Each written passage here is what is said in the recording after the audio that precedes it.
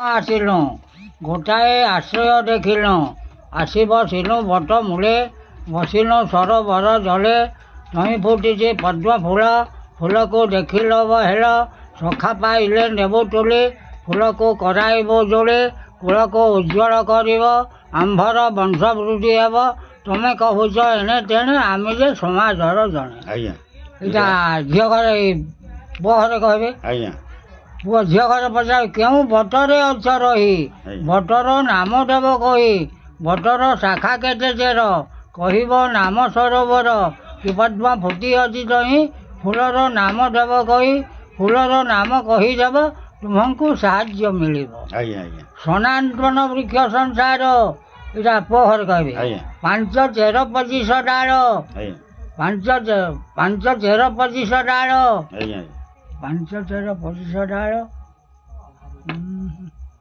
5 ଚେର 25 ଡାଳ ଫୁଲର ନାମ ଯେ ପଦ୍ମିନୀ ଆଜ୍ଞା ପଦ୍ମିନୀ ଫୁଲ ଭଳିଆ ବନଉଛି ନା। ହଁ ହଁ ହଁ ହାଁ? ହଁ ଫୁଲର ନାମ ଯେ ପଦ୍ମିନୀ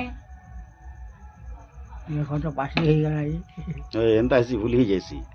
ପୁଣି ଯେତେ ଅଛ ଜାତି ବନ୍ଧୁ ସଖା ଭାଇ ବନ୍ଧୁ ତୁମ୍ଭେ ସାହାଯ୍ୟ ଦେଲେ ଫୁଲକୁ ତୋଳି ନେମୁ ଆମ୍ଭେ। ଆଜ୍ଞା ଆଜ୍ଞା ଏଇଟା ପୁଅ ଘରେ କହିବେ ନାଇଁ ଘରେ। ହଁ ହଁ ସାହାଯ୍ୟ ଦେଲେ ଜାତି ବନ୍ଧୁ ବେଳେ ଆମେ ଫୁଲକୁ ତୋଳି ଆଜ୍ଞା ପିନ୍ଧାଣି ବେଲଟା ଏଇଟା ଅଳଙ୍କାର ଧାରଣ ବେଲର କଥା ହଁ ହଁ ଦୁଇ କୂଳ କଥା ହେବି ହଁ ହଁ ହଁ ପୁଅ ଘର ପକ୍ଷ ଆଉ ଝିଅ ଘର ପକ୍ଷ ଗୁସେଇ ମାନେ କହିବାର କଥା। ହଁ ହଁ ହଁ ଆଜ୍ଞା ଆଜ୍ଞା ଗୁସେଇ ଯିଏ ମାନେ ଗୁସେ ମାନେ କହିଲେ ଗୋଟେ ପକ୍ଷରୁ ସିନା କହିବେ।